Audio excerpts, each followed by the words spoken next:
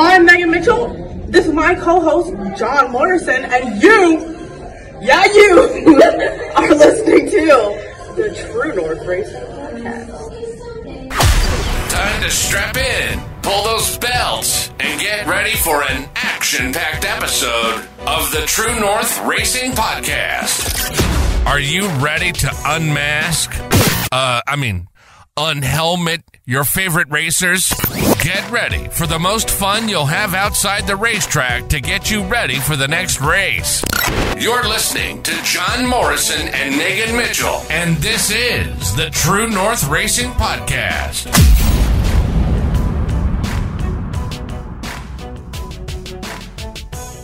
What's up, everybody, and welcome back to another episode of the True North Racing Podcast presented by Driving with Hanley. I'm your host, John Morrison. Welcome to episode 4 of 4. We've made it, guys. This is exciting to finally get to. It is our final night of the Celebration of Champions episodes, and I'm excited for this one. We have some really good drivers on tonight. We're going to be kicking off the show in just a few minutes with Amanda Balson, who was the Sunset Speedway Hot Rod Champion. Then after that, we'll be joined by Hoppy Hopkins, who is the Full Throttle Motor Speedway Hot Rod Champion. Then Kyle Steckly will be joining us in he was the APC Series United Late Model Series Champion. Then we'll be joined by Daniel Hawn in the Can-Am Midgets, and then Kyle and Novis from Peterborough. I love doing these episodes. I really do, because it gives us a chance to be able to, dive a little bit more into their seasons, to talk about what they're going to be up to for the off season, how they celebrate their championship. There's so much to be able to talk about, to digest in it. And being able to get to talk to these champions is just one of those things that it's a nice little thing at the end of the year to really go in and be like, sell it and help us celebrate the champions. So I'm excited. I hope you guys are too. Like I said, this is episode 4 of 4. This is it. And I'm going to tell you guys a little something. This was just supposed to be like a fun little, I don't know how to put it, maybe like 5 to 10 minutes kind of talking.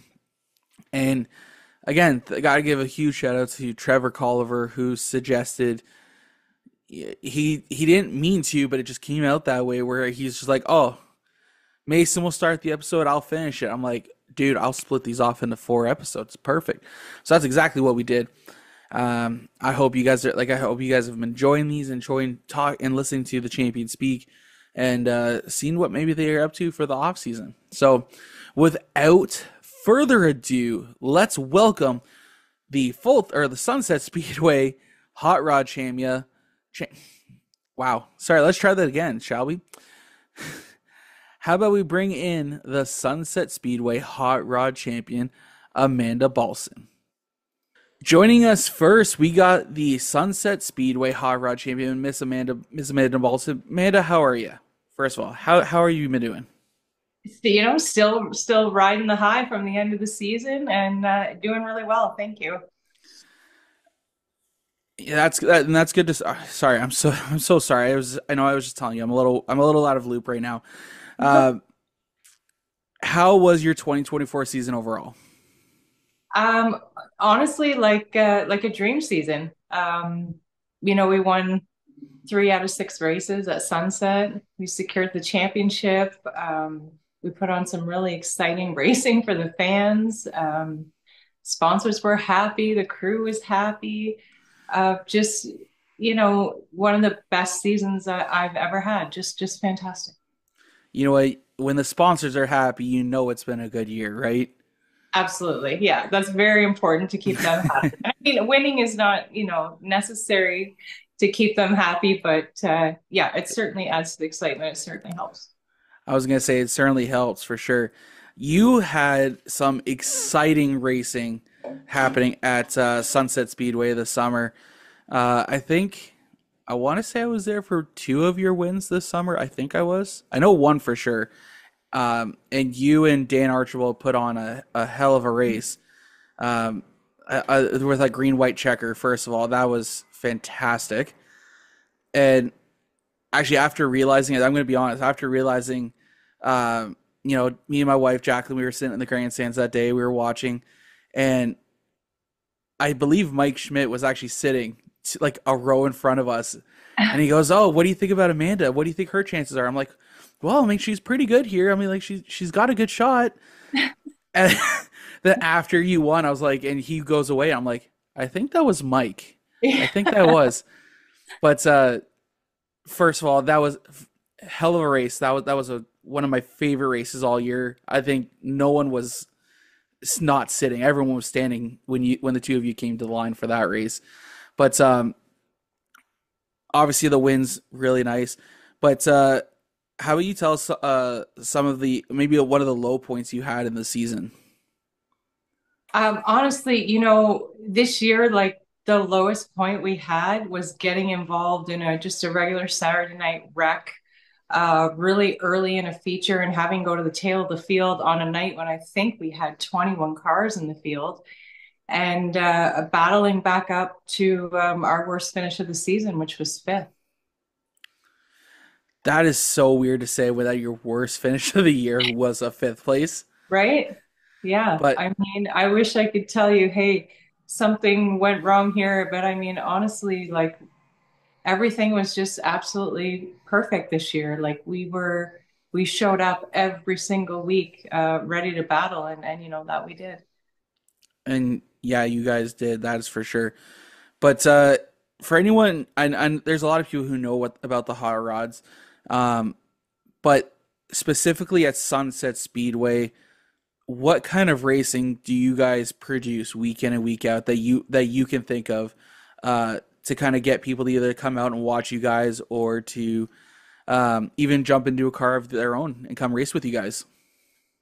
Well, I think, for starters, the hot rod division at Sunset Speedway, I think we won the performance of the night like 5 or 6 times out of our 8 races. So if that doesn't speak enough for itself, I'm not sure what does. But Sunset as a whole, it produces very, very close door-to-door racing simply because there's 2 working groups. And, that makes for really exciting racing. And, there's a lot of room there. There's room for error.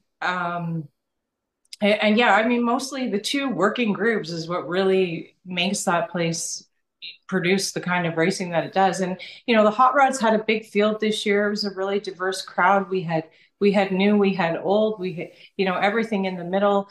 And Sunset as a whole is also doing just an excellent job of bringing back that sort of old school vibe that some of us remember from, 20, 30 years ago. And, bringing almost like a nostalgic feeling back to good old Saturday night stock car racing at Sunset Speedway. And yeah, I mean, if you definitely people out there, if you haven't come out, if you haven't watched a night at Sunset, I mean, definitely if you're a fan of motorsports, for sure you're missing out. You need to come and sit in the grandstand and give it a try. I mean, it beats NASCAR tenfold, and it's only going to cost you $25. As for any guys that want to join the series, I mean, I think I'm probably heading out of the series for 2025, but I certainly think that it's a very affordable option for as far as full-bodied cars go right now. I think it is one of the most affordable options. I know when I say affordable, affordable doesn't mean cheap. To have the right car is, it's going to cost, but in the grand scheme of things, compared to the other full-bodied stuff, even a super stock, it's my belief that the hot rod would be pretty much the most affordable 8-cylinder car that there is right now, and producing great fields of cars because of that, an excellent tire rule. Yeah, I mean, it definitely a good place to even start, or for a seasoned veteran to come and join that tour for sure. Yeah, I love when the inception of the hot rods in general came in. It was, it was really nice because the cars were different than what, we're used to with the late models and the super stocks and or the Thunder cars at the time. It's nice that the rules work, the tire rule works, and it's great to see the action that everyone puts on. Doesn't matter if it's at the front of the pack or the near the back of the pack. There's action throughout the field, which is so hard to get nowadays. Yeah, it's an excellent, like I said, an excellent and diverse group of competitors. And you're right, it's making for great racing. At the front of the pack, in the mid pack, and even at the back of the pack, those guys are still battling it out, getting better every week. Some guys showed such incredible improvement through our short season. It was amazing. So those are definitely some, there's guys coming up, there's guys getting better. I've heard there's 3 or 4 guys coming from some lower ranks, bone stocks and stuff into hot rods next year. So, that's all very good and very good for the health of the hot rods. That's awesome. Going back to your championship season, obviously, I know you got a little bit to wait, I think, before your guys' banquet for Sunset. But how have you celebrated so far the championship? Well, the night of the championship, I guess maybe I celebrated with, I don't know, maybe 1,000 of my closest friends, and I ended up COVID almost right away. So I was actually quite sick for almost a month. But I did make it out to Flamborough and Peterborough. We haven't done a whole lot of celebrating. We have taken off a lot of time off in the summer from work for racing, so it's kind of full steam ahead right now. Definitely putting in the full shifts at work, but our banquet is in January, and yeah, definitely looking forward to celebrating then. That's awesome. And I know you have a lot of support who helps you throughout the season. Family, friends, sponsors. I do want to give you the floor for right now for the next few minutes. You can thank everyone and anyone from, your great great grandparents who came over across the boat. You can thank a dog you want to have in 10 years, whoever. But the floor is yours. All right. Without notes, I hope I don't miss anybody, but definitely my husband Kelly is just the rock of everything that I do at the racetrack. So definitely him. He's my number one for sure. My father-in-law Joe, and then the boys. We got Graham Annis, who does just fabulous work on the car for us. Graham Knowlton. We have Lyndon and Deb and the girls, Abby and Dara.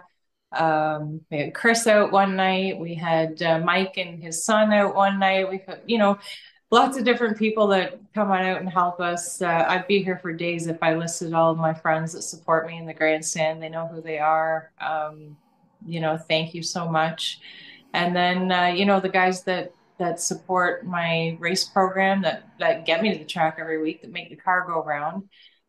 Mike Schmidt from London Recreational Racing, and Rod Cochran at Cochran Automotive, 2 of my longest standing supporters, along with Andy Camrath at AM Exteriors, Classic Towing and Storage, Ron and Michelle Anderson at 90 Water, Parity Property Maintenance, Route 19 Auto Parts, Hampton General Store.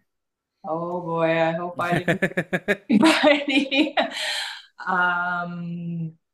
I'm sorry, my newest one, Miracle Liquid Spray, Soaps Experience, Angelo and Mandy came on board late in the year. Sorry, that one was not rolling off the tongue as easy. I'm not used to that one yet.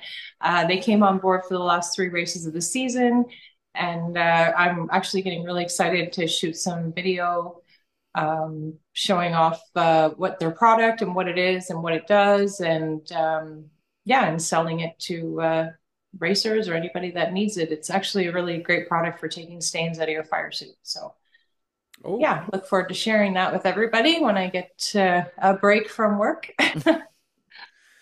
Sounds good. Well, first of all, I'm sure a lot of us can't wait to see those videos because I'm sure people are looking for ways to help get stains out of their fire suits, right?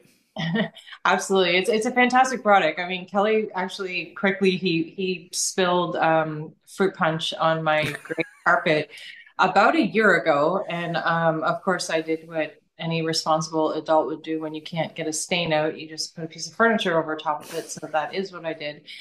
And when I got this stuff, I thought, you know what?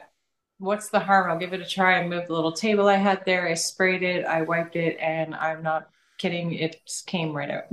So, That's awesome. yeah, so this is actually good stuff, all natural.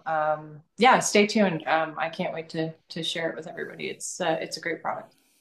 Awesome. Well, as we head off to the off season, what are you most looking forward to before, we all go back to the racetrack in the spring? Yeah. Oh, I forgot Lux Oh, Beauty Boutique in Bowmanville. Oh my gosh. And she's almost at every single one of my races. And I love oh her. no. She'll laugh that I remembered right when you started talking. So I'm sorry. It's all Go good. ahead. It's all good. Um, what are you most looking forward to this off season before we all go back to the track next season? Oh, I've got a few fun things planned in the off season. I'm definitely, waiting for the banquet where we get to, dress up and show up and hang around everybody without our fire suits on. That'll be cool. And then my husband and I take our annual trip to Speed Weeks in February. So that is always a fantastic time and a great way to break up the winter. And then yeah, we head into March, Motorama, and then we're in April. Maybe a few fun things going around in April. Maybe going to see Metallica, something like that. And then once you get into April, like it's go time in a big way. We're getting Oh ready. yeah. So while the off season seems like it's long and drawn out, when you kind of break it up like that, you've got something to do every month. It really creeps up on you in a hurry. It certainly does. I know you said earlier that you may be stepping out of the hot rods for next year. Uh, I can't wait to hear what your plans are for racing for next year. And obviously, we hope to see you continue racing in something because you're a fantastic racer. So, um, thank you so much for taking the time out of your night to chat with us here on the True North Racing Podcast. It's been an absolute pleasure. Would love to get you back on for a full episode to actually talk and deep dive into your racing career. Anytime. Uh, I'm getting a list ready. Like as I'm doing these, I'm putting a list together for next year. So, but yeah, you have an open invitation. Would love to have you back on to dive into your racing career and learn a lot more about it. Oh, I'm honored. Anytime. Definitely. Well, go enjoy the rest of your Thursday night, and we will talk to you soon. Okay? Thank you so much. Thanks again for having me. Have a good one. You too. Bye bye. See ya.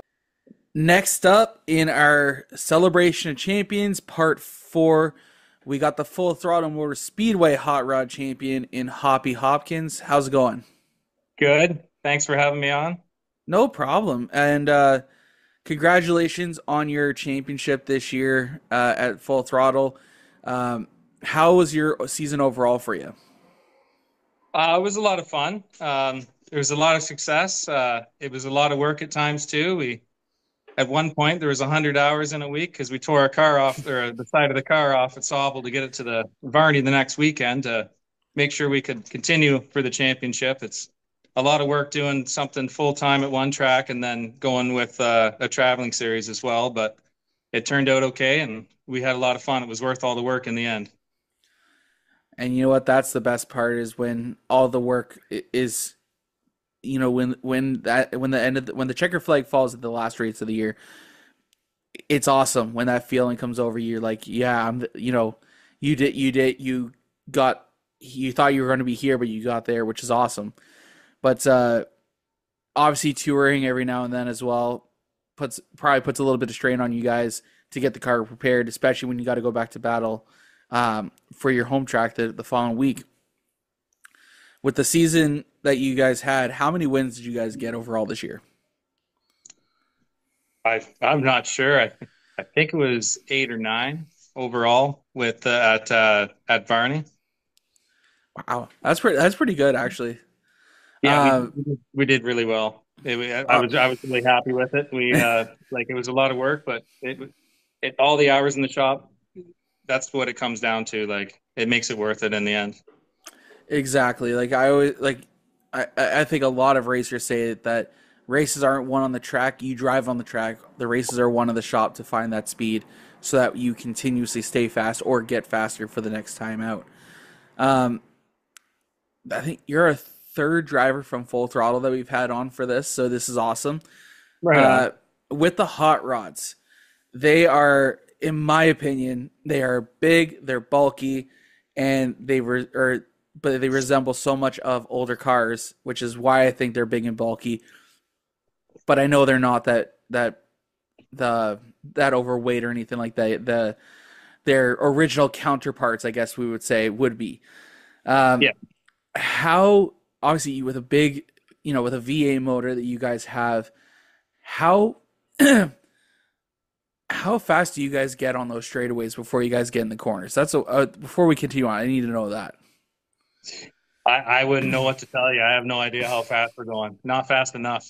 And the one thing I think is, with a full size car and the how tight and compact the Full Throttle is, there's not really much room for error, is there? No, it's a pretty tight track, but the group of guys what we race with, like there's a lot of respect that goes around, and we have tight, hard racing. Like there might be a little bit of a rub on the door, a little bit of a touch on the bumper, but nobody's wiping each other out. And normally all the cars come home and they load on the trailer, and we've had less damage running there full time than we have traveling with the series. I mean, that's pretty good. You want that though, right?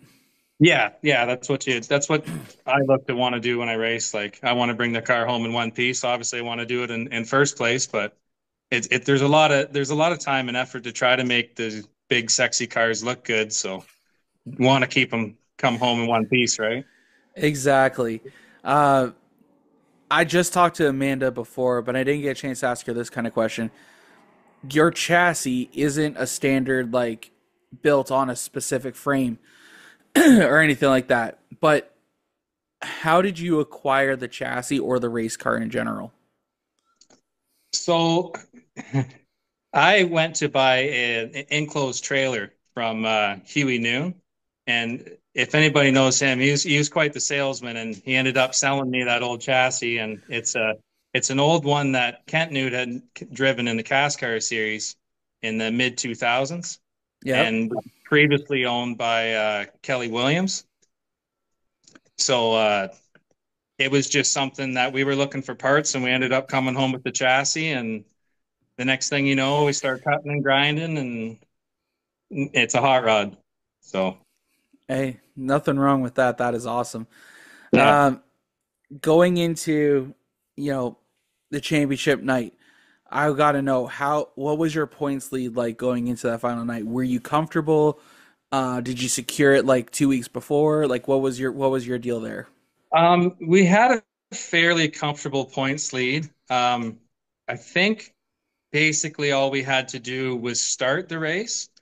The last night of the season, it was a 50-lap race instead of two 25-lap features. And I was under the assumption that it was double points, and I was a little nervous because my car that I brought there, I had blown up a motor at Delaware. Yep. And I was out for traveling, and I had to borrow an engine for the rest of the year because we didn't have a spare motor to put in it. It worked all right for me for one weekend, and then in practice the next weekend, that I made it about 5 laps, and it felt like it was about to blow up. Oh no! So we didn't have a car there, and I have to give a big shout out to Nick Clark because I went around asking a couple people, and I went to him first, and I said, Nick, can I rent your car tonight? I need to have my number on a car and be in this race so I can, or else I'm probably going to lose the championship because I blew up a motor and I don't have time to get one ready. And he said, oh yeah, just take it. Just go take it, use it for the night. Like, didn't even bat an eyelash. Like, I got to give big props to him. Thanks, Nick. That's awesome. And, it's crazy that, you blew up a motor earlier, and then, there was an issue with the borrowed one. It was like everything was kind of trying to stack against you to win this championship, but you guys found a way to overcome it, which is amazing. Because I was going to ask maybe what was a low point of your season, but I feel like losing a motor might have been it. Yeah, when when mine bit the ghost at Delaware, it didn't feel too good. And then of course when you're borrowing someone's motor and then you heard it, that kind of felt worse. And I thought, oh no, because before that night we thought, okay, we just have to start the race. We were already thinking about how the beers were tasting after, and then all of a sudden it was, oh no, now it was a bit of a panic, but everybody pulled together, and I got to thank everybody too. I got to thank Cheesy Adams too for lending me the motor. That's Jamie Adams in the Hot Rod series. They were done for the season, and he's a good friend of mine. When I told him what happened to mine, he said, "Oh, come pull it out. I'll be home at 4 o'clock. I'll already start." So I got to thank everybody enough, and I love that about the racing community, and it's a good thing to be a part of. I'll give a hand whenever I can give one, and I always know that's going to come in return, and it's a great thing to see, and it's a great thing to be a part of. Yeah, and obviously that's the way it should be, right? I know guys who will help out wherever they can, right up until you're beating them, kind of thing, and then they not necessarily help, but like, so I mean more like setup reasoning. But Yeah. if a part breaks, guaranteed you can go to their trailer and it's like, hey, do you have a spare spindle or whatever, right? So, which is good. We need to see that continuously more. Mm-hmm. I agree.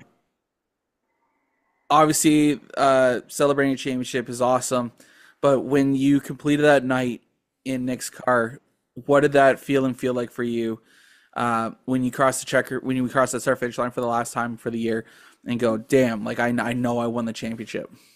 I was worried about making tech because I felt 50 pounds lighter. Like it was just so much weight and stress off my shoulders. Like now I can just go and relax. And we just went to Peterborough and kind of partied and had a fun time as a family and a team, and celebrated, and no stress, and just hung out and watched some racing there. That's awesome. And that's the way it should be, right? We should celebrate a championship by going out and watching some more racing, eh? Yeah, that's the best way to do it. Heading off into the off season, like I said, I was just talking to Amanda before. She was saying how when you break down your months into with activities, an off season feels really short. What is your off season looking like for you? What are your plans for the off season? We're having a lot of discussions and talk about that as a team as to where our direction is going to go. We love racing at Barney. The last 2 seasons we've been pretty successful. Like we've got a championship, so we kind of want to go on and do something else and push ourselves a little further, and then see if we can challenge in the next step up. So we just don't know where that next step up's going to be quite yet. What are you guys looking at? Like, I'll say, like, are you guys looking to make a decision by a certain date so that you guys can prepare for next year, or? Obviously, yeah, we try to plan ahead as early as possible, and try to find marketing partners now before, a couple months before the start of the season, so that we know what budget we have to work with and what we can aim to do. Oh yeah, I always say, not always say, but I always think like once you need to start planning your next season as you start the current season, right? Because marketing partners are so far and few between now, and by the time, if you need a bigger one, by the time September rolls around, their plans are already set in stone for the next year, and you've already missed your chance. Right. So it's crazy how trying to get sponsorship works for racers. Yeah, it gets tougher and tougher, and it doesn't get any cheaper either. So no, it does not. Before we let you go, I do want to give you the chance to thank all your family, your friends, your sponsors. It could be anyone. It could be your great grandparents could that you never met. Could be a family friend you met once when you were a little child, and your parents are like, "Oh, do you remember so and so? You used to hang out all the time, but you only met them once." Yeah, that's what I'm meaning. But the floor is yours for the next few minutes to thank everyone and anyone. Okay, awesome. First of all, I'd like to thank Gary Cooling from All That and Then Some Designs, Ben Galvale and Galvale Machine Shop, Desert End Insurance, Service Master Restore, Leaf Coast Customs, my buddy Peppy, McNichol Welding and Fabrication, Stickers and Scuffs podcast, David Productions, MPH Custom Designs for doing the stickers on the car, Big Ched Race Products, and I got to have a big thanks to everybody that helps me on the car. Cody McCartney, Skinny Dale, my dad, Cheese, he's helped out a lot. Anybody that's come and given me any advice and direction and told me what they think the track's doing, like any of the competitors. We have great competitors that we talk to, and we don't go there angry. We're there happy. I'm glad there's a community like that we can go and race with. And I got to thank my spotter, Eddie Cowboy Cole. Like, he's good on the radio. He keeps me calm and sometimes gets me riled up, but then calms me back down. But we work together good, and he's always there and helping me out, and I can't thank him enough. That's awesome. And I love the nickname that he's a good cowboy. I love it. If you know him and you met him, you'd understand. Well, now I need to meet him. That's for sure. Well, it's been an absolute pleasure chatting with you for the last little bit here. I hope you enjoy your off season, and I think there's a chance I'll be making a trip up to Full Throttle next year. But if I do, I'll make sure to come over and introduce myself to you. Right on. Everybody's always welcome in the trailer. All right, sounds good. Well, go enjoy the rest of your Thursday night and enjoy your off season. Will do. Thanks. Next up in our Celebration of Champions Part 4, we got the Full Throttle Motor Speedway Hot Rod Champion in Hoppy Hopkins. How's it going? Good. Thanks for having me on. All right, smack dab into the middle of the show, we got the 2024 APC United Late Model Series two-time champion at that, Kyle Steckly, joining us. Kyle, how's it going? Doing good. How are you doing? Doing well, thank you. How? I know you're busy racing because we see you everywhere, it seems like. But how has your 2024 race season been going for you? Yeah, it's been going good. It's obviously, like you said, it's really busy. But up here in Canada, we had a great year again. We got the APC Series Championship and had a lot of success there. We won 4 out of the 9 races. I think we finished second 3 times. So, I mean, that was pretty unbelievable. And, the other stuff we did up here was always good too. So lots of fun there and, just having fun. Oh yeah. It's great when we see talent like yours even head off to the States. Have you, this is where I'm kind of, I know I said earlier we're going to dive into the States. I want to talk a little bit about that. But have you noticed maybe the success you've been having in the States and running the different tracks down there has helped you and your program here in Canada?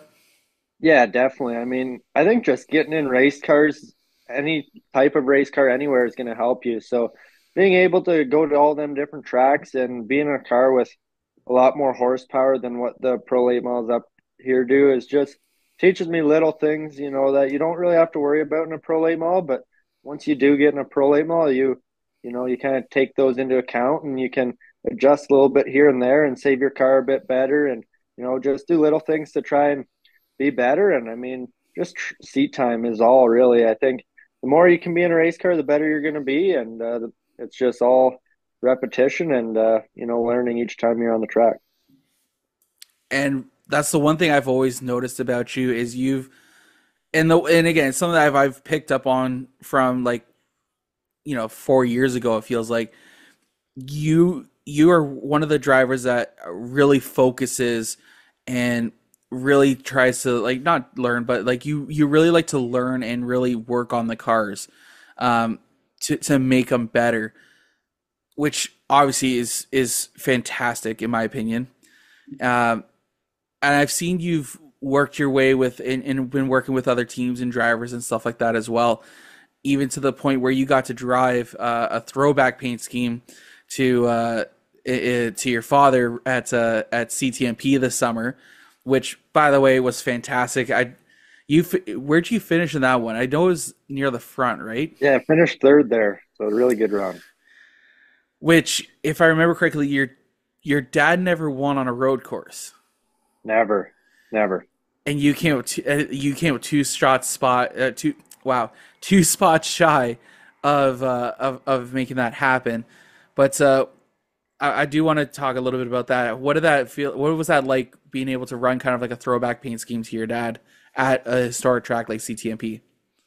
Yeah, it was really special. Just everything that came together there with the MBS Motorsports guys. It was all thanks to them. But my dad's taught me everything, and I remember that scheme was, that was I was only 10 in 2015, so that was the last year he ran.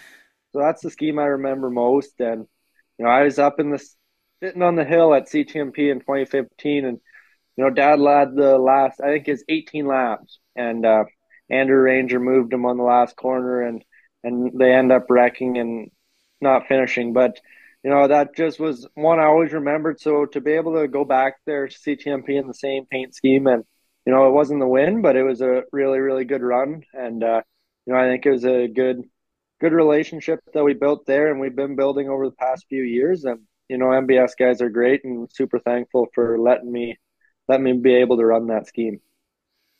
Yeah, it was definitely a beautiful sight to see. And you're right. Like, out of all the paint schemes I remember your dad running, like, that's the one that sticks out in my mind as, like, I felt like he ran that for 30 years. Kind of one. But going back to you, though, racing in the States, racing in Canada, I'm going to be honest, I wasn't 100% sure if we were gonna see you back in the APC series when you made the announcement that you were going to go run down in the States, but you made it happen, which phenomenal. And you even had, I think, probably one of the best journey days ever. When I think was it the Peterborough day when you traveled from Wisconsin, or was that from Michigan? No, it was Wisconsin. So I raced. I practiced in Madison, Wisconsin, and then I raced Friday night in Madison, Wisconsin, and then I had practice Saturday, which I did all of practice Saturday in Milwaukee, Wisconsin, and then as soon as that was over, we flew from Milwaukee to Peterborough, raced 100 laps at Peterborough, and then as soon as that race was over, we went back to Milwaukee, and I raced Milwaukee the next day. So that was a triple header, and it's a cool experience for sure. That was like, and I feel like that would have been a nice, like, a whole weekend like watching a video would have been so cool to see clips of like what it took for you guys to make that happen, because going from Milwaukee and racing in Wisconsin in general to get back to Ontario to go back to Wisconsin was absolutely unreal. So like, how tired were you though after the 3-day weekend and all that traveling? Yeah, it was rough, honestly. I mean, the first 2 days were good, and I think by the time we got back to Milwaukee there Saturday night after Peterborough, I was pretty dead, and I think I got like 6 or 7 hours of sleep, and I was fine. But then it was a Sunday afternoon race in the middle of summer, and we didn't have the best car in Milwaukee, so I struggled for 100 laps around the 1 mile racetrack, and by the end of that, I was dead for sure. But just pretty cool experience, something I'll remember forever. And I think we ended up doing, I think it was 450 laps that weekend, but holy, it was 100 miles on Sunday, so that's pretty cool too. The Milwaukee mile is special. Oh, for sure. With your championship season in the APC series, being able to compete in another year in the 22 APC ride, it's always mind-boggling the pure talent you have behind the wheel, and it shows week in and week out, and everyone, I think everyone can see it at this point. But I do want to talk about an incident, because I got Ray's side of it, now I need your side of it back on the first night at Delaware, because the only reason I want to bring this up is because I had a GoPro on the back of Ray's car. The footage of you guys getting together did not survive. It only cut out at the last restart. I think it was like the last restart of the couple restarts before. So, if you're up for it, can you give me your side of the incident from what happened? Yeah, I mean, we had a really good car that night, and I think before that last caution, we had kind of checked out, but I gave Ray the bottom, and Ray's always raced me clean. He's always ran me hard, but raced me clean. And I think just raced a little too hard there between both of us. I think he really wanted that win, and he did everything to try and make it happen. And I was trying to protect my spot, and I think it just happened that there's a bump getting into 3 and 4, and I think just the way Ray hit it, it upset his car, and we were so close that his car kind of stepped out a little bit and got into mine, and then we hit rear wheels, and it just spun me right around. So, I think it's part of a racing deal, and probably in my spot, I was most upset because it's just a Friday night, and I was just kind of going to get laps and brand new car, and we wrecked her pretty good. So it was frustrating for sure. I mean, you always do something different once it's over and once it's happened, but at the time, two guys going for the win, and stuff happens. Absolutely. Like I said, I just wanted to get your side because, like I said, I had a camera there, but I lost it. So yeah, that's the downfall. But honestly, it's been fantastic watching you all year, race in Canada, race in the States, because you're showing everyone the talent you have, which is phenomenal. You still have races left down for the ASA race series, right? Yeah, I've got Nashville, not this weekend, but next, and that's the ASA final, and then I think we got 1 or 2 more planned. Oh, nice. That's going to be fun. Yeah. So before we let you go, I know you have a nice big list of supporters and sponsors and families and friends you want to thank. So I want to give you, the floor is open to thank everyone for helping you out throughout 2024 in your championship season. All right. So this is fun because I think I got the best supporters in racing, and the list goes on and on. I shortened it at the banquet, or else we would have been there for too long. But I'll give her a go here and try not to forget anyone. So obviously we'll start off with APC Auto Parts Centers. They came on board 3 years ago now, and been a huge supporter of me, and not only me, but everything they do for racing in Canada is pretty huge and cool to see. So thanks to them, Pennzoil, Daco, Canusa Automotive Warehousing, Miami Muscle, all the APC contingency sponsors, every single one of them helps support the APC racing program. We got all my local sponsors. We got AW Millwrights, Milverton Food Town, Milverton Car Wash, Triple B Spraying, Ellen and Trevor Yutzi. We've got Schmidt Logging, High Fluid Race Products, SBS Metals, Phoenix Electric, Solutions, Whalers, Fritz Alder Precast, Deloitte, more here. Steyer's Racing is a big one. What he does for racing in Canada is absolutely insane, and he helps the sport out a ton. So big thanks to him. Stewart's Equipment's big. We got a Stewart's Equipment race win this year, which was really special. He's supported me ever since I got into a late model, and just Jeff's a great guy, and they've got great stuff at both their locations. We got obviously 22 Racing. Everything my dad and our whole team there has done for me. I think we built a pretty incredible race team with all my guys over the past 3 years. So big thanks to all my guys. Come out every Tuesday night on shop night. Every weekend we're racing somewhere. And then obviously my family, my mom, my dad, my grandparents, my sisters, and all the family who supports me. And, it takes a village to make it all happen. And, I think at the end of the day, it's all hard work pays off and sacrifice. And I've got a lot of great people around me to make it all happen. See, spoken like a true professional. I love it. That's awesome, man. It's like I said, I know you got a ton of supporters who make your racing deals happen, and which is phenomenal. But we're gonna let you get out of here because I know you're probably ready to probably got something else on the go, so I don't want to hold you up. But thank you for taking the time tonight to chat with us. It's always fun getting to talk to you. Good luck with the rest of your season, because I know you're still racing. So good luck the rest of the season, and we look forward to what's coming next. Thanks, John. Appreciate you having me on. Come on. Oh, great. What the Won't quit recording? It's not quitting recording. What the hell? Oh, what is going on? That's the first time I've ever had that happen. Says it's recording. I know. Well, I'll let you get out of here though. But Kyle, man, thanks so much for taking the time to chat with us. It's always great to be able to talk to you, and we're always looking forward to seeing what's coming next from you.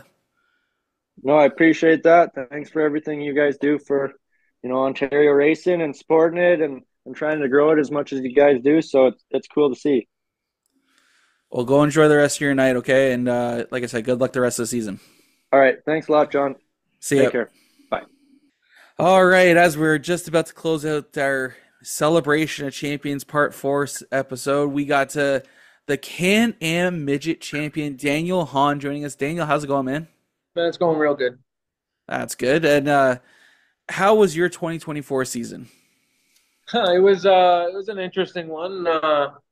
Had 2 surgeries, and I got diagnosed with Bell's palsy early in the year. So it was a lot of ups and downs, but we set out and done what we wanted to do. So. Well, I'm sorry to hear that you've had 2 surgeries and you got diagnosed with Bell's palsy, and I'm sorry to hear that. But you guys battled hard then all year long. Oh yeah, I didn't think we were going to get a win this year. We got one early in Varney, and then I think we had 7 straight seconds. And with our handicap in the midgets, it's really hard. You got to start either 8th or 10th every week, and passing guys like James Stanley and Darren McClellan and Corey and Jeff, trying to pass those guys each and every race it's a lot of work. So we're extremely happy with what we accomplished going back to back. And I was just about to say that is that you're not just a one-time champion, you're a 2-time champion, and not only that, but back to back. How long have you been competing in the midgets for, by the way? So the Can-Ams, I've been basically 4 years full time. I did 1 partial year when I was racing my pro midget and ran about 5 races. So basically 4 full-time seasons. We did 2 runner-ups. We lost the championship on the last night 2 years in a row. So that was a little shitty. And then we went back to back. So in 4 years of competing, we've had 2 seconds and 2 firsts. You guys are like, I've always felt like every time I watch the midgets, first of all, I think you're absolutely nuts for driving those things. And I tell it to every single Can-Am driver who comes on the show. And I tell y'all, you guys are absolutely nuts because I watch how you guys race those things. But I will say this, you guys are really, really talented with those cars. I would never catch myself dead in one of those, but I respect what you guys can do in those cars because it's phenomenal watching you guys race around the track. Yeah, there's actually, you're not the only one. There's even like a lot of racers themselves won't get in them. We run probably on most of the tracks the fastest times of any car. Like Sean Chenoweth, I believe, won Sunset running like 14-second lap times in a super late, and I ran 13.8s there in my TQ. So we're one of the fastest cars out there, and not only that, the danger level in our class is you don't have a lot of crush zone. We're doing 95 mile an hour, and if you don't trust the guys you're with, and you don't think a half a lap ahead, you won't be winning any races, and you'll just be a lapper car. It takes a lot of talent to win in this series. There's maybe 5 guys at any night that could win a race, and other than that, there's a lot of people that are still trying to get to that level.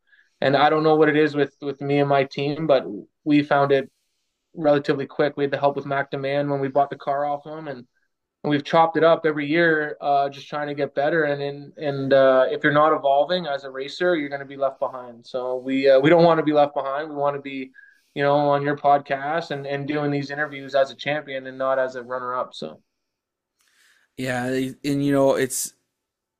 I've watched you run the last 4 years in the Can-Ams whenever you guys have made the trek out to Flamborough, and watching guys like yourself, James Stanley, McLennan, we can see the work you guys are doing, and I can't tell you how many times we see you start like rebuilding a race car like a month after the season. Yeah, yeah. We It's Speaking of those two, those are both my cars. Those cars came out of my shop. I built four of them, and then I'm extremely proud of the cars I built. I don't cut corners. I don't make any money on them. I promise you that for free. But the time I put into it is for my friends, and I'm also extremely proud of winning a championship, and also trying to help my best friends also win a championship in the same division. There's not many people that will sit here and talk to you and want someone else to win. And if I'm not going to win, and I want it to be James, and if James can't win, I want it to be Darren. So we not only did it going through the surgeries and being diagnosed with Bell's palsy, but I also did it trying to help my best friends also win a championship. which is obviously freaking amazing because it's you want, and it's good that you want your friends to succeed, but you want to be the one to succeed first before they do, kind of thing. Yeah, I for me, it doesn't really matter. I work hard, and I know how hard James and Darren work, and honestly, if it's not going to be me, it's got to be one of them. So I'm not saying that I have to, every year I go out there, I have to be a Can-Am Midget champion. I just want to go out there, and I want to do my best. I want to show people that racing is not just a hobby for us, and if that means James winning the championship, then I'll be as excited as I am right now, me winning the championship. Oh, for sure. Um, this year though, you guys, your last race of the year got rained out, correct? Yeah, and there's always going to be like the naysayers, like, oh, you won it on a rain out, but our point spread is a hard point spread to come. We had a 31 point lead, and I haven't finished outside the top five, even with mechanical issues, in like 3 years.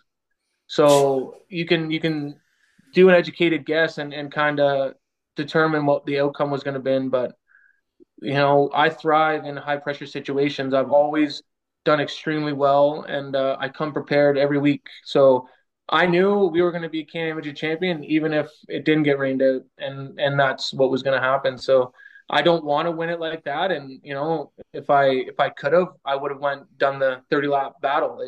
It's no difference to me whether it's championship night or the first night, and I was kind of beating myself up about it a little bit, but a lot of people told me is you don't leave her till the last night, and we didn't. We pretty much led the championship almost all year, and yeah, there would be no different. I'd still be talking to you right now if we ran that last night.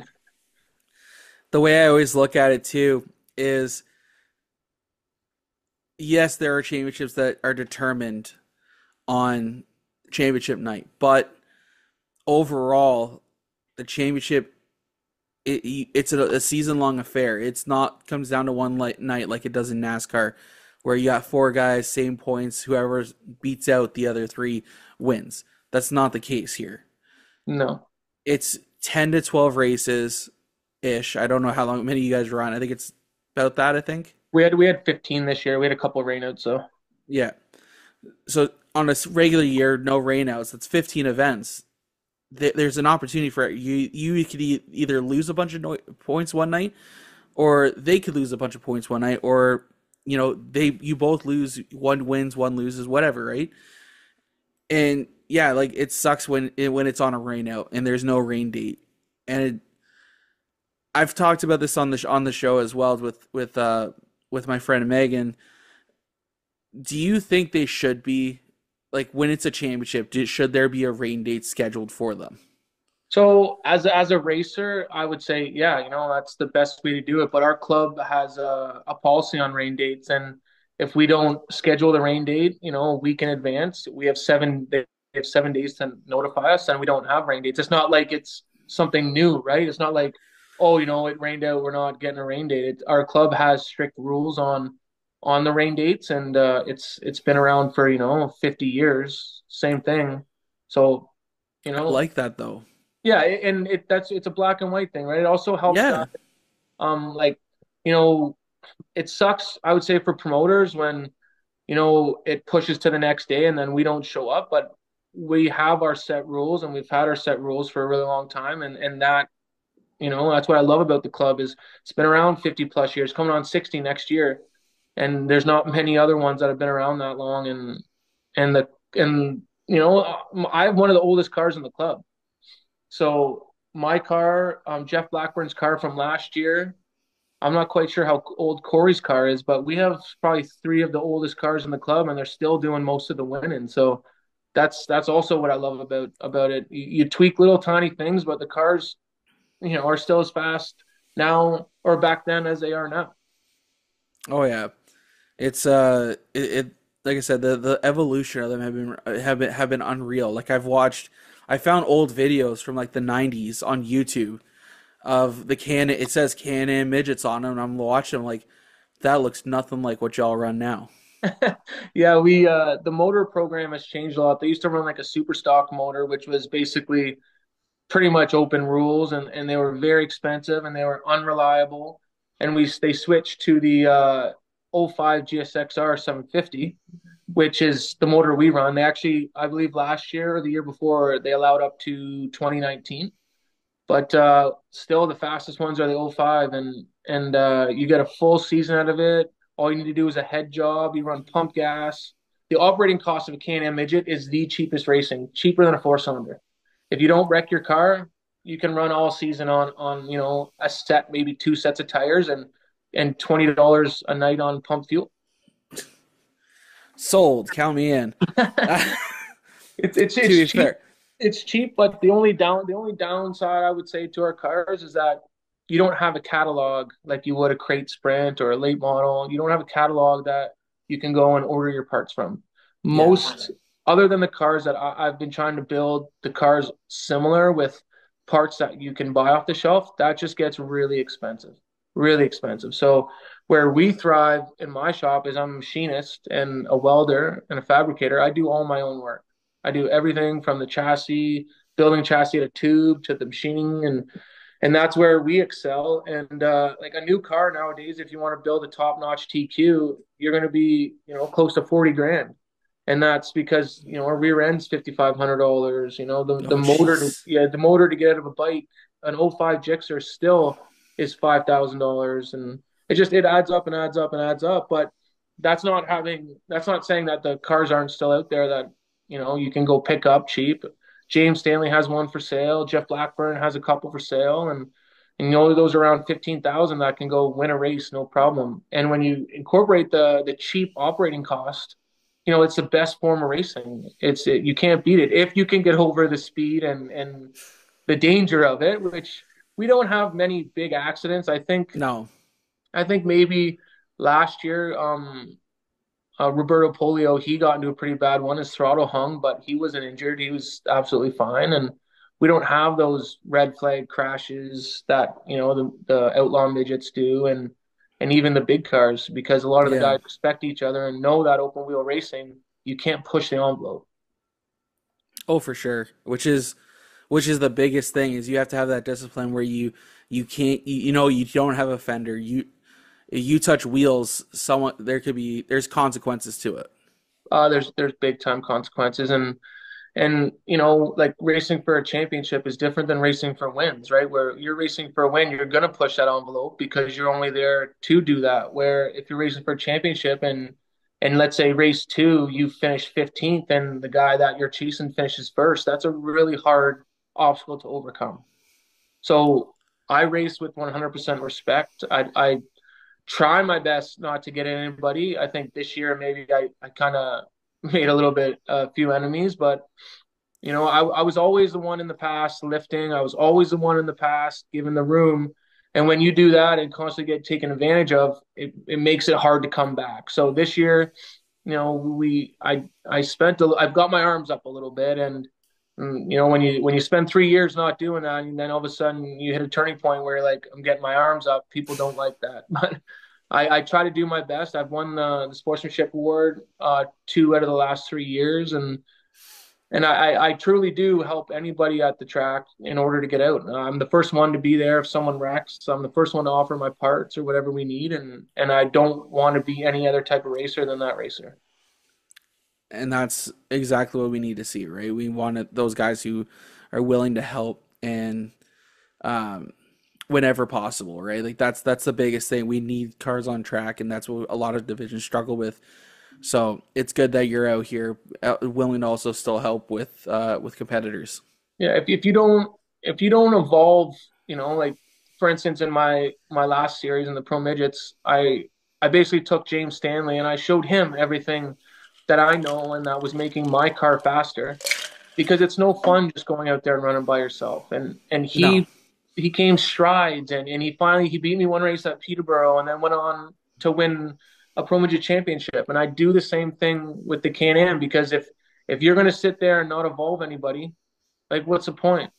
I spend the exactly. time to help those guys, and I give everyone, like, I don't hide anything from anybody, because at the end of the day, you should just be a better driver, right? You want to have a good, fast field of cars, and what you want to do is you want your driving to show how good you are, not because you spend money or you do this and that. So, Oh yeah. Um, I I 100% am gonna let you this know right now. Your brother and I were talking about this the other night. We got to get both you guys on for an episode. yeah, I would definitely do that. That guy's been a huge part of my life, man. I don't even know where I would be without him, and to be part of his journey in racing, and watch him be a 5-time Oscar champion, and do what he does. I always say that I only got into racing because of how excited him and my dad were when I first drove a midget. And if I had to give it all away tomorrow to help Tyler, I would. My heart is with him, and helping him chase championships. It's just a bonus that I get to do it too. I think obviously we were talking about it, and I said it like it's pretty darn cool that both you guys won a championship in the same year, and it's you guys have a nice big you guys have a pretty rich racing history with your family. So I want to talk to both of you guys to be able to get more in depth on that and and just talk racing. I think it would be awesome. But one thing I gotta say is what are some of the things you are looking forward to this off season? Well, we're going to try Florida again. Last year wasn't we had a top qualifier car the first night, and then second night, I don't know what happened, but the car, like on the front row, either missed a shift or his car cut out, and everyone checked up and I checked up, and then the car just took off to the left and ended up flipping and hitting the wall cage first. Oh, So jeez. I had to cut the whole cage off my car again, and in the off season, but we're gonna go down there. We're gonna try that again, and I really don't know what I'm doing next year. I don't know if it's gonna be super stock. I don't know if it's gonna be the Can-Am. I'm gonna plan on that. I'm gonna run both, but I don't know what I'm gonna do next year yet. Well, I mean, it's nice when you got two cars you could choose from, so you could still go play in both if you so choose to. Yeah, the Super Stock's actually been a lot of fun for me. I didn't think that I would have as much fun as I do in that car. I think maybe all the years not having fenders kind of helps that out. I kind of hit everything on the racetrack sometimes, I guess. But James Stanley is my crew chief and my spotter, and he spends all the weekends here helping me on this thing. And we had a good shot at winning ACC. We came P3, and just too many red flags and too many cautions for that 36 car to keep his tires on it. But we had a 19 lap run there, and I was right on his ass. And honestly, I don't think that he would have won or Chenoweth would have won if we could have maybe, stayed green, because you know how hard it is to stay on the outside of Peterborough. I think we had 6 restarts and we only lost one spot. So I think I don't know what I'm going to do next year. The Super Stock is fun, and my brother gets excited when I race it, but I don't know. I don't know really right now. All right. Well, we definitely will look forward to watching you go race in Florida again and go and see what you decide to do next year. But before we let you go, we do have to open the floor for you to be able to thank all your friends, your family, your sponsors, because they are the backbones to you being able to go get to play every weekend inside a race car at a track. So I'm gonna open the floor for you. Take all the time you need and thank everyone, man. Awesome, man. First, I'd like to thank you guys for doing this, and if you guys didn't give us a platform to talk and tell the race community how we do things, we wouldn't be where we are. So I want to thank my brother too. He's, like I said too, he's been a huge part of my life and my racing career. And if I didn't, wasn't part of that, I'd be playing hockey probably, which is a little cheaper. But I want to thank Flamborough Machine Shop. Darren and his family has been a huge part of my Can-Am midgets. I don't go to the racetrack with anybody. I only go with myself. I don't have a pit crew when I run the Can-Am. My pit crew is James, who I race against, and Darren, who I race against, and his family has really showed me, what a family should be like. I don't have my dad. I don't have many family members, so I have my mom and my brother, and to be part of his little guys growing up and watching how much they've grown up at the racetrack is amazing. I want to thank SMS, that's James Stanley, his business, Brian McDonald Fabricating, FCR, Hawn Motorsports, Hawn Welding, Knits by Bricks, Tire Depot has been a huge part of Tyler's racing career, and I will put that name on my car even if it costs me money for the rest of my racing career. I want to thank Kim and Terry for giving us a place to play. I've been a part of a lot of series, but Terry runs probably the best series you could ask for, and they put their heart and soul into it, and it shows. I want to say rest in peace to Albert. He's one of the founding fathers of the Can-Am Midgets, and he was always there smiling. It's the Albert Sportsman Award, so he was always there smiling, giving me the award. I think that's Fox and Leaf Co. I think that's about it. I don't have a lot of sponsors. I don't like asking people for money. It's a hard time right now for people, and what I do, and I think what my brother does as well, is we just pick up more hours at work. Where most people work 40 hours a week. I work 80. So we can have the equipment we need to win. Because I know it's just going to sound kind of cliche, but racing isn't necessarily fun for me. It's not even really a hobby. Like, I go there, I take it very seriously. I go there, and the most fun I'm having is when we're winning, when we're doing good, because I don't work as hard as I do and spend the money I do to go and just putt around the back. So that's pretty much it, man. I'm thankful for everybody who's been a part of my racing career. I'm thankful for all the tracks that give us a place to go, and I just hope that next year's as good as this year, man. Well, sounds good. I definitely will be looking forward to seeing what you do next year. And again, I'm excited to go watch you in Florida, because I think I think you guys have some redemption from last year that you. 100%, man. I ain't leaving her like that. Not we're gonna do Canada proud, and I have a good car, and we're gonna get back there and get after it. All right, man. Well, thank you for taking the time out of your night to chat with us. It's been an absolute pleasure. Like I said, I'm working on a schedule for next year already. You and your brother are at the top of that list, because I need to do to have an episode with both you guys on there. It'll be a lot of fun. I feel like I may need to take the night off essentially. We would love to do that. All right, man. Sounds good. Thank you, and congratulations on your championship again, and enjoy your night. Thanks, man. Have a great night. You too. The 2024 Champions episode. We got Kyle and Angelo Novis from Peterborough Speedway. Guys, how's it going? Great, thanks. I'm excited to have you guys on. How was your 2024 seasons? Awesome. I mean, I started the year off thinking, I wanted to finish top 5 all season and hopefully get my first feature win, which I did, and winning the championship wasn't in my mind at the time. You know what? Ain't nothing wrong with that.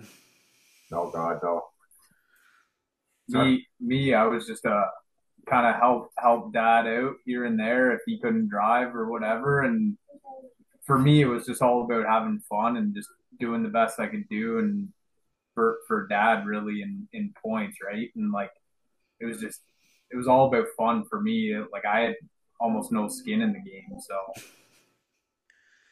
But he raced 3 races and won 2 features out of those 3, so quite well.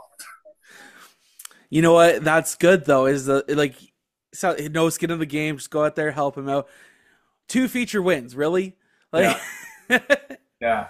Yeah. I mean, I had never won a feature up until last year when I raced Dad's car in the 50 lapper. He just said to me, he goes, "Hey, like 50 laps is a lot for me. Can you go out and race?" And I said, "Sure." And I had a good battle with Jake Kelly, and we ended up winning. And like it was one of the best feelings ever in racing was winning my first feature. Oh, for sure. I can only imagine what that feeling would be like. But to be able for the both of you to be co-champions this year, what is that feeling like for the both of yous? Well, you take that one first. Co-champions. Oh, co-champions?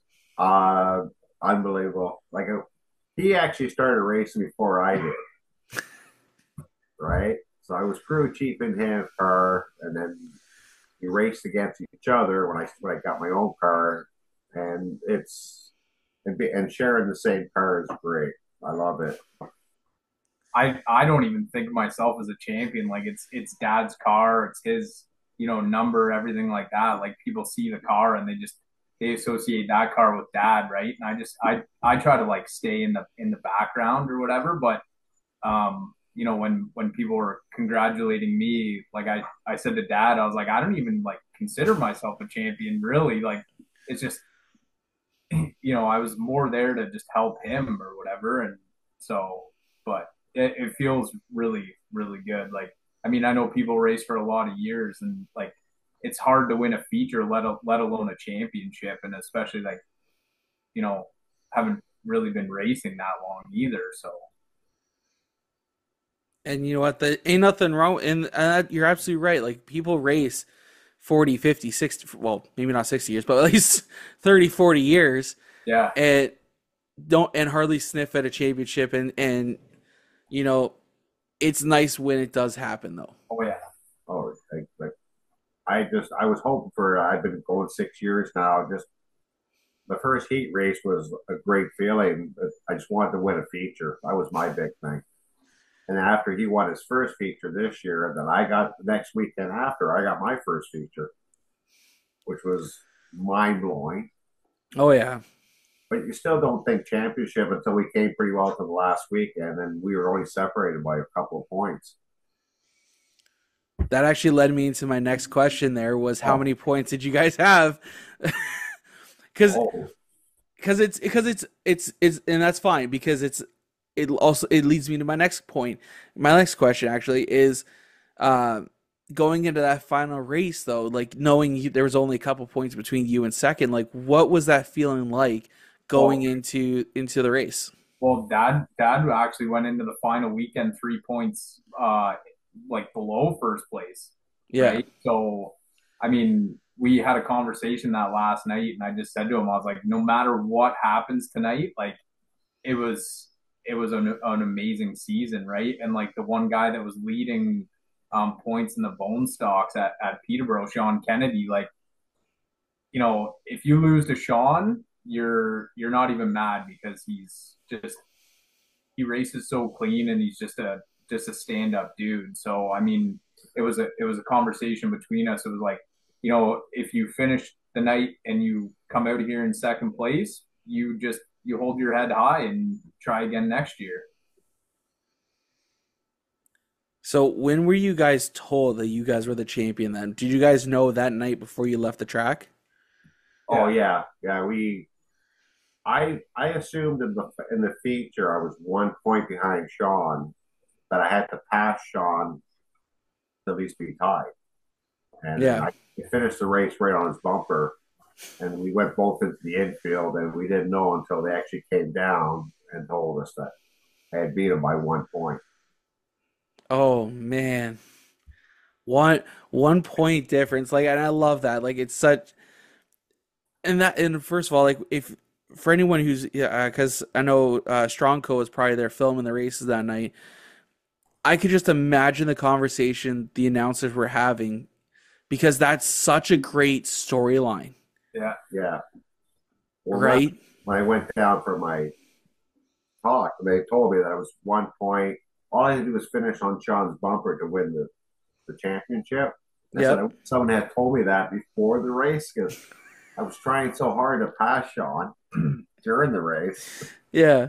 But that night I would have rather been in the car because I'm sitting in the stands just biting my nails. I'm like, I can't watch, and but like obviously I already knew that he had won because I was in the stands, right? So it was, I already knew. He didn't know. He had no idea what was going on. So, but I mean, if I had a mic, I would have said to him like, "Hey, you don't have to push that hard because the last couple laps, him and Sean he's like right on his bumper trying to get past him." And I'm just trying to think to myself like, Dad, you just have to finish there to win. You don't have to try to pass him. So, but I consider myself a fairly clean driver most of the time I've been driving, and I don't really remove people to move out of my way. But before the feature, he said to me, "Okay, you can't be nice anymore. If you're in your way, move them."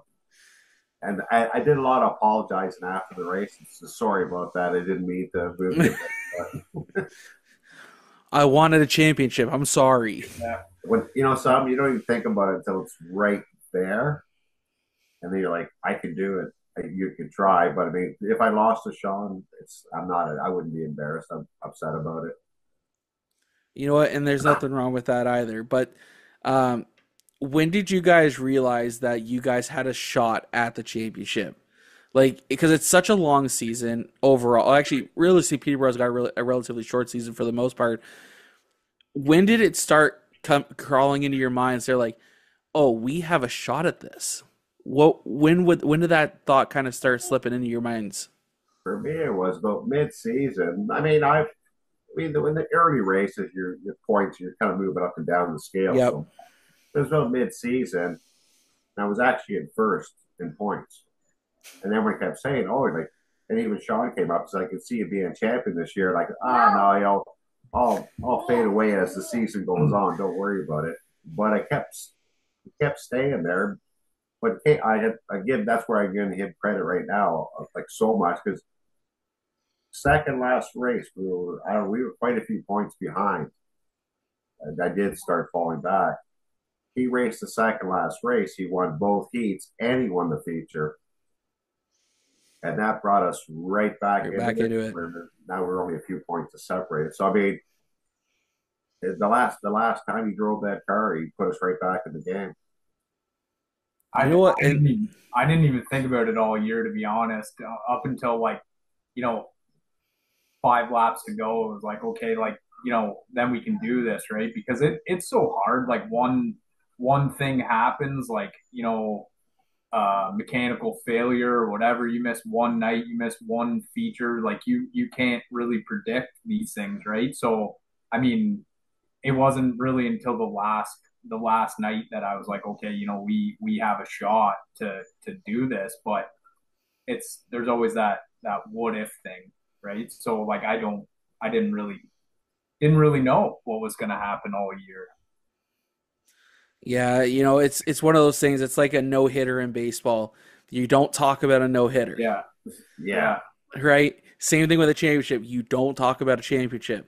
Well, we didn't even talk about it, though. No, we never talked about championships all year. Like all the years we raced, all we talked about getting that first feature win for us. And then we raced against each other. It was a matter of just being ahead of him or him being ahead of me. My first heat race, I beat him. He was in second.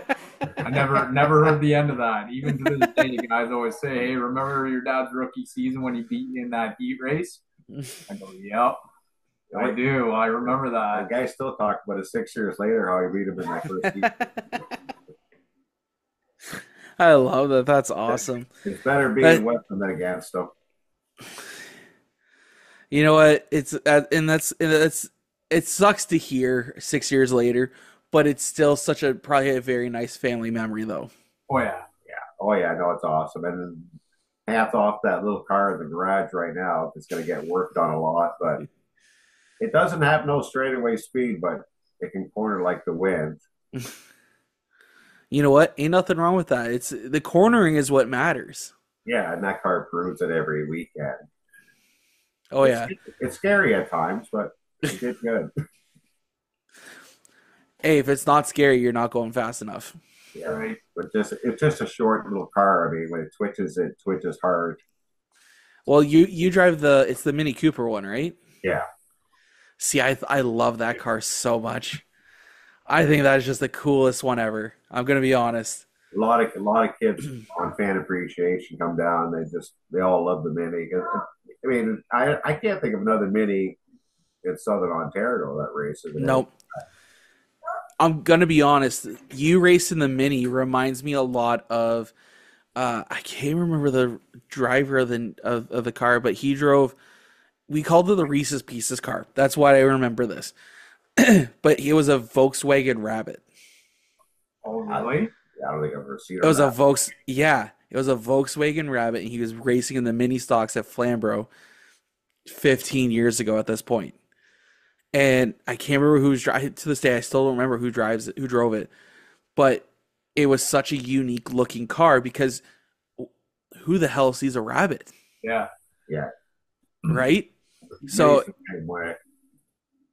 you running the Mini Cooper reminds me of that. So like, I applaud you for thinking outside the box of driving a different car compared to a Cobalt or a Civic or anything like that.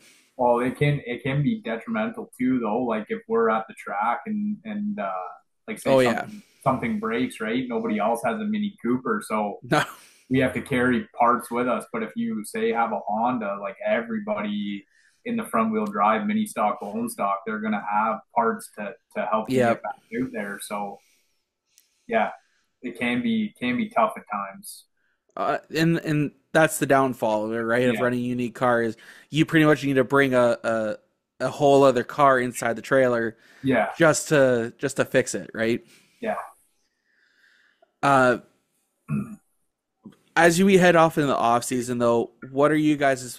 You kind of touched on it a little bit earlier there, getting working on it. But what is your guys' plans overall, though, for the off season? Could working on the race car, traveling, doing anything like that? What are your guys' plans? At my age, anyways, just relax and be at home, and then get out to the garage, and then we did quite a bit of work this year on the car. So just basically go through it all again, and probably going to reskin the one side of the car. Took a beating this year on it. I like a nice looking car. I don't. People always say don't worry about it. I said no. I like it looking good, but it looks great for the photos. Yeah, I'm gonna work on a spot for my trophy. That was gonna be nice. Time to start building that trophy case. I'll probably just help Dad work on the car. Like we're both mechanics, so I mean it's kind of cool. Get out to the garage and work on the car. It's a little different than like what I do at my regular job, so it's kind of cool. Hang out in the shop with Dad, and I got 2 young kids. Hang out with them. Hang out with the wife. Right? Try to get my son out to the garage. He's not really old enough yet to work on the car, but I mean he loves being out there. You just give him a screwdriver. He just walks around and touches everything. So yeah, that's awesome. Yeah. Before we let you guys go, I'm sure, I don't know, but we do want to give you guys the time to thank all your friends, your family, your sponsors, anyone who helped make your race season possible. But so I do want to open the floor for you guys to thank them all. Well, thank him for helping me wrench on the car and driving the car. Thanks my wife who lets me do this crazy stuff. I mean, we can't be there I bring my other 2 grandkids, and they're only 10 and 12, and they help me in the pits a lot because sometimes that's all there is, like with tires. And obviously sponsors, Lakeside Mobile Tire, Scott and Ashley help us out a lot. Like not just tires, but like everything. They're so involved. Like they'll when we go to register, we don't even have to register. She walks up and registers for us. She makes sure like there's water there for everybody. Like she takes care of us when we're at the track. And Scott, if we blow a tire at the track, he's right there, and they help us out, like supplying tires for us. So they're big help to us. Between, like I said, like Scott was saying, they're not just here's some money, put my name on your car, which they do, but it's all the extra stuff. Like I said, I've never bought water at the track. She takes care of all my paperwork, any obligations we have. She takes care of it all, and they help rent on the car too at times. and Rosero Greco styles. He's another one that helps us out. And Art Brandt Auto Repair, he's been a family friend of ours forever, and he's always like, we'll bring him, 10 tires and rims and say, hey, Art, we need these swapped over, and he just, no problem, he'll do it for us, and he'll call us and say, hey, your tires are all done, come pick them up. And so he helps us out with that stuff. And all the guys we race against Peterborough, I never the last couple of years, the group of people we've been racing against every weekend are just awesome. And obviously, you got to thank JP and Dave Sigma and everybody at Peterborough Speedway for putting on a show every Saturday night. Because really, without those guys, like we wouldn't have a place to race. So we got a huge shout out to those guys over there too. Absolutely. If we don't have places like Peterborough, Flamborough, Oswego, Sawable, Sunset, none of this would happen. Exactly. Yeah. And I mean, like those racetracks are pretty far from home for us, right? So to have a track here in our area that we can race is pretty good. Oh, for sure. Well, guys, it's been an absolute blast chatting with you all for the last little bit. Enjoy your off season, and I'm sure, because I've been talking to Feeney, I'm sure I'll be making a trip out to Peterborough Speedway in 2025, all right? And I'll make sure to come over and see you guys, okay? Yeah. All right. Make sure you do. Look for the look for the country. Oh, I will be. Do not worry.